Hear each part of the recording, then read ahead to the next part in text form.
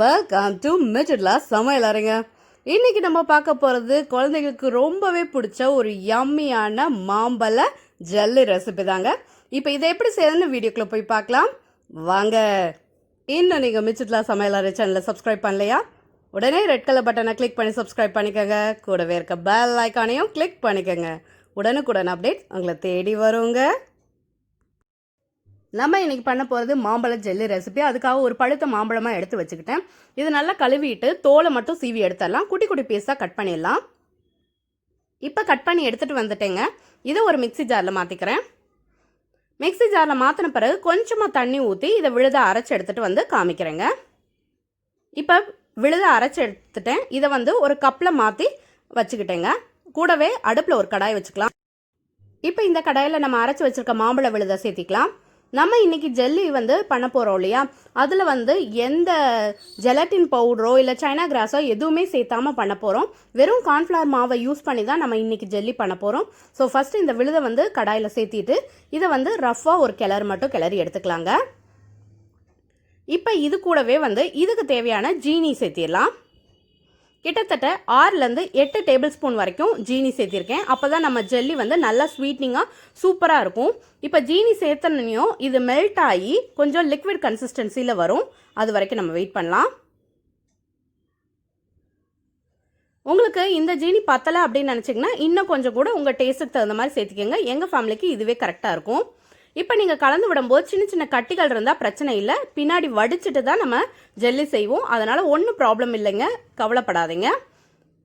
முடிஞ்ச அளவுக்கு அமுத்தி விட்டு பாருங்கள். அது அந்த கட்டி ரிமூவ் ஆகலை, அதே மாதிரி கட்டியாகவே இருக்குது அப்படின்னா ஒன்றும் ப்ராப்ளம் இல்லை, கடைசியாக வடிச்சுக்கலாம். இப்போ இதுக்கு தேவையான தண்ணி ஊற்றிக்கிறேன். அதாவது இன்றைக்கி ஒரு 3/4 கப் தண்ணி சேர்த்திருக்கேங்க.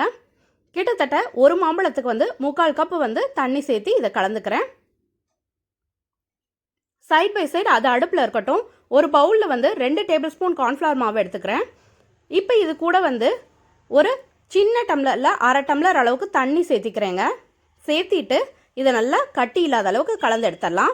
சைட் பை சைடு நம்ம அடுப்பில் வச்ச அந்த மாம்பழ கன்சிஸ்டன்சி கரெக்டான தண்ணியான கன்சிஸ்டன்சிக்கு வந்துருச்சு. இப்போ இது கூட நம்ம கலந்து வச்சுருக்க கார்ன்ஃப்ளவர் மாவு இதில் சேர்த்திடலாம். இதை சேர்த்தும் போது ஈஸியாக ஜெல்லி கன்சிஸ்டன்சிக்கு ஃபார்ம் ஆகிறதுக்கு ரொம்பவே ஹெல்ப்ஃபுல்லாக இருக்கும். இதை சேர்த்திட்டு நல்லா கலந்து விட்டுறலாம். கலந்து விட்டு 1 நிமிஷத்துலேயே கொதிக்க ஆரம்பிச்சிடும். கொதிக்க ஆரம்பிச்சோனையும் அடுப்பை ஆஃப் பண்ணிடுங்க. ஆஃப் பண்ணிவிட்டு ஒரு பவுலில் ஒரு ஜல்லடை வச்சுக்கோங்க. இப்போ இதை நம்ம ஃபில்டர் பண்ணி எடுத்துக்க போகிறோம். ஏன்னா ஜெல்லி ஸ்மூத் கன்சிஸ்டன்சியில் இருந்தால் தான் பர்ஃபெக்டாக வரும். அதுக்காக கட்டியே இல்லாத அளவுக்கு வடித்து எடுத்துக்கலாம். இப்போ நான் வடித்து எடுத்துட்டேன். இதை நம்ம எந்த பவுலில் செய்ய போகிறோமோ அந்த பவுலில் நான் ட்ரான்ஸ்ஃபர் பண்ண போகிறேன். அதுக்கு முன்னாடி அது ஃபுல்லாகவே எண்ணெய் அப்ளை பண்ணிக்கிறேன். ஸோ நம்ம டீமோல்ட் பண்ணும்போது ஒட்டாமல் வர்றதுக்காக பட்டர் இருந்தால் பட்டர் அப்ளை பண்ணலாம், இல்லை அப்படின்னா குக்கிங் ஆயில் அப்ளை பண்ணிக்கோங்க. இதில் ஃபுல்லாக எண்ணெய் அப்ளை பண்ண பிறகு இப்போ இதில் அந்த நம்ம ஜெல்லிக்கு ப்ரிப்பேர் பண்ணியிருக்க பேட்டர் மாதிரி இருக்கு இல்லையா, அதை இதில் ஊற்றிக்கிறேங்க. இப்போ இது ரூம் டெம்பரேச்சர் வர வரைக்கும் வெயிட் பண்ணலாம். வந்த பிறகு இதை நான் ஃப்ரிட்ஜில் வச்சுட்டு வர போகிறேன். வச்சுட்டு ஓவர் நைட் வச்சிட போகிறேன். காலையில் பார்க்கலாம். இப்போ மார்னிங் ஆயிடுச்சு. நம்ம ஜெல்லி நல்லா செட் ஆயிடுச்சு. இப்போ இதை நம்ம டீமோல்டு பண்ணிக்கலாம். டீமோல்ட் பண்ணுறதுக்கு ஒரு பிளேட் எடுத்து வச்சுக்கிட்டேன். இப்போ இந்த பவுலை அந்த பிளேட்டில் கவுத்திட்டு 2 தட்டு தட்டி எடுத்துக்க போகிறேன். பாருங்கள், நம்ம ஜெல்லி சூப்பராக வந்துருச்சுங்க. சூப்பராக ரெடி ஆயிடுச்சு. இப்போ இது பிளைனாக இருக்குது இல்லையா, இதுக்கு மேலே கொஞ்சம் டெக்கரேஷன் பர்பஸ்க்காக ஏதாவது செய்யலாம். அதுக்காக நான் ஒரு செர்ரி எடுத்து நடுவில் வச்சுட்டேன். ஸோ எல்லோ கலர் மேலே இந்த ரெட் கலர் வச்சா கொஞ்சம் அட்ராக்டிவாக இருக்குங்கிறதுக்காக, குழந்தைகளுக்கும் பிடிக்கும். அதுக்கு பின்னாடி 2 பாதாம் பருப்பு எடுத்து முயல்குட்டி மாதிரி செட் பண்ணலாம் அப்படிங்கிறதுக்காக, இதை வைக்கும்போது முயல்குட்டி காது மாதிரி அழகாக இருக்கும். அதுக்காக தான் வச்சுருக்கேன். இப்போ நம்ம டெக்கரேஷன் பண்ணியாச்சு. இது எப்படி ஆடுதுன்னு மட்டும் பாருங்கள். இங்கே பாருங்கள், பர்ஃபெக்டான ஜெல்லி கன்சிஸ்டன்சியில் வந்திருக்கு. நல்லா ஜிகு ஜிகுன்னு ஆடுது பாருங்கள். சூப்பராக இருக்குங்க பார்க்குறதுக்கு. இது குழந்தைகளுக்கு கண்டிப்பாக இந்த மாதிரி செஞ்சு கொடுங்க, ரொம்ப பிடிக்குங்க. நீங்களும் இதே மாதிரி ட்ரை பண்ணி பாருங்கள். ட்ரை பண்ணி பார்த்துட்டு எப்படி வந்துச்சுங்கிறத மறந்துடாமல் எனக்கு கமெண்ட் செக்ஷனில் கமெண்ட் பண்ணுங்கள். இந்த வீடியோ உங்களுக்கு பிடிச்சிருந்தா என் வீடியோவை லைக் பண்ணுங்கள், ஷேர் பண்ணுங்கள், கமெண்ட் பண்ணுங்கள்.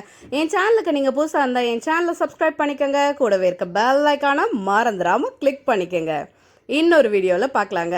Until I meet, it's signing off from Michitla. Thank you. Bye.